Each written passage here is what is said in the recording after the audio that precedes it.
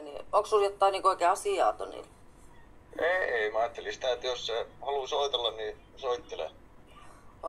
Kun se vaan nyt on niitä pelottelulaukauksia kuitenkin. Niin kuin, että miksei se olisi Niin saatana suoraan sitten vittu ampulusta. No just sitä. Mäkin alkanut siinä niinku, alkaa miettiä, että onko se voinut joku käydä niinku meidän jälkeen. Koska mä en missään kohtaa itse huomannut, että se olisi ampunut sitä. No, mut Jerekin oli vaihtanut tarinaa 5 kertaa vai? En mä sitä laskenut, että kuinka kertaa. Niin, joo. Se on hyvä, kun mäkin jokaisessa kuulustelussa niinku kertonut ihan päin vittuinen ja aina kun sä vaan kertonut todenmukaisesti, niin on ollut oikeus. Niin, joo. Et silloin kun mä kävin siellä kämpälläkin, niin en mä sieltäkään jahdu yhtään niinku totta. Niin, joo. Okei. Okay. Siis siellä oikeudessa vai? Vai siis kuuluu? Ei kun mä kävin siellä, kun mä, Jiri ja Toni oltiin ainut, ketä kävi siellä kämpällä ja siitä kuvattiin se video. Joo. Niin kaikki muut on kertonut niinku, miten tapahtumat on mennyt ja mä oon vittu jahdunut pelkästään paskaa. Okei, mut miksi Jere ei mennyt sinne? Ei se ollut pakollinen. Jaa. Mut tosi outoa, että eihän kuitenkaan mennyt, kun kuitenkin kyse murhasta. Et syytetään, epäillään. Niin, mutta kun se videon jälkeen oli aina se kuuleminen. Okay. Niinku uudestaan sit kerrotaan se juttu, miten on mennyt. Niin. No kun mulla vähän nyt on. Onko sä paljon Toninkaan jutellut? Oon mä sen kanssa pari kertaa. Pari kertaa, joo. Ja Aikooko se vettä sit kun tuomio tulee, niin hovi? Juu, niin se kannattaa. joo. Muistaaksä... Semmonen juttu kannattaa sanoa Tonille, vaihtaa sen asian. Joo.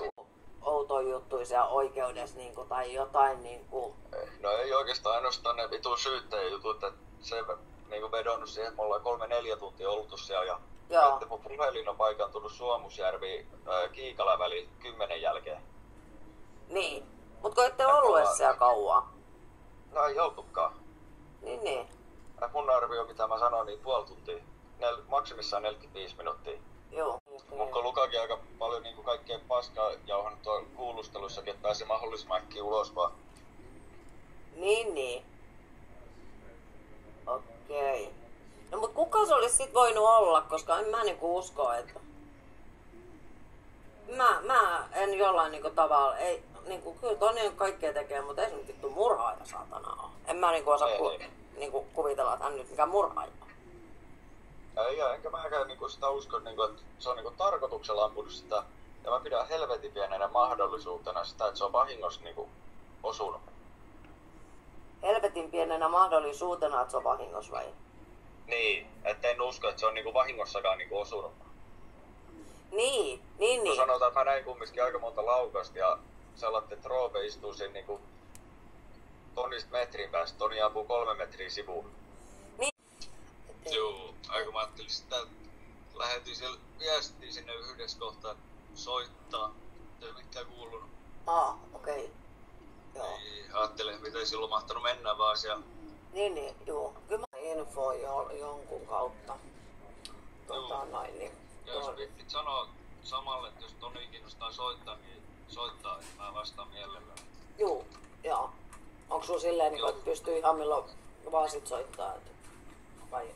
No sanotaan, että ei mielellään niin kuin ennen aamulla 10. Joo, okei. Et jollei Toni saa muuten puhelinaikoin, niin sit soittaa ennen sitä. Niin, joo. Koska siinä kohtaa, kun huomaat tulee yksityinen numero, niin tietää, että se on Toni. Niin, joo. Ja tiesitkö sä siitä, että Jami on kuitenkin soitellut mulle salaa? Ai. Okei.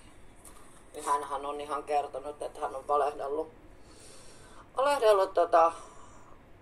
koko aika kuulusteluissa. Joo, siitä mäkin kuulin, että Jami pitää sanoa, että se puhuu koko ajan vaan paskaa. Juu, ja sanoihan siitä, että silloin kun on ollut se rekonstruktio juttu siellä Roopen talolla, että kaikki ketä siellä kävi, niin kaikki muut on puhunut totta paitsi hän. Ja siellä hän ei käynyt hänen lisäksi kuin Jiri ja Toni. Niin, sitäpä. Niin. taskaa. Ja mua vähän kaduttaa ehkä se oma todistaminen siinä. Jotenkin ehkä sille olisi halunnut ehkä puhua enemmän, mutta sitten jotenkin mulla oli semmoinen, että mä en halunnut oikeastaan puhua mitään, mutta sitten just se, että kun niinku Lukaan niinku silleen, kun mä olin Lukan kanssa silloin, Joo. kun mä menin todistaa, niin sit jotenkin mähän olin suunnitellut tosi paljon Lukan kanssa mun vastauksia. Koska mä pelkäsin niin paljon, niin mulla tuli silleen, että se mitä me ollaan Lukan kanssa puhuttu, niin mulla tuli kaikki tietyt ihan kuin mä olin joku vitu robotti, tiiäks? Niin mä en ehkä sanonut niitä asioita, mitä mä olisin itse halunnut silloin sanoa. Ai, laittoiko niinku Lukaa sut sanomaan niitä asioita vai? No, siis... Mä enkin ollut tommoinen. Mä en oo ikinä ollut vittu käräjillä, niin en mä tiennyt mitä mun pitää puhua sen, niin mä olin ihan paineessa siitä. Mut siis niinku, laittokaa niinku sut niinku periaatteessa valehtelemaan vai? No mä en valehtelemaan, mutta kyllä en mä niinku sanonut semmosia asioita, mitä mä oon niinku ite asioista ollut mieltä. Joo. Eikä tonne nyt enää, jos saatana on vittu mua syyttää myös vitua halvasta, jos mä oon kuunnellut sitä. Mä nykyään vitu mua syyttää. Mut onhan niinku, siis ollaan me sen verran puhuttu, että onhan se niinku outoa, ettei poliisit ole kuitenkaan niinku kuulustellut sua niistä asioista. Et kuitenkin, et kun löytyy tommoset hanskat, missä on niinku ruutisavu jäämiä ja sit niinku sun DNA, et miksei. Ja kuitenkin kun ne on löytynyt sieltä autosta. Niin.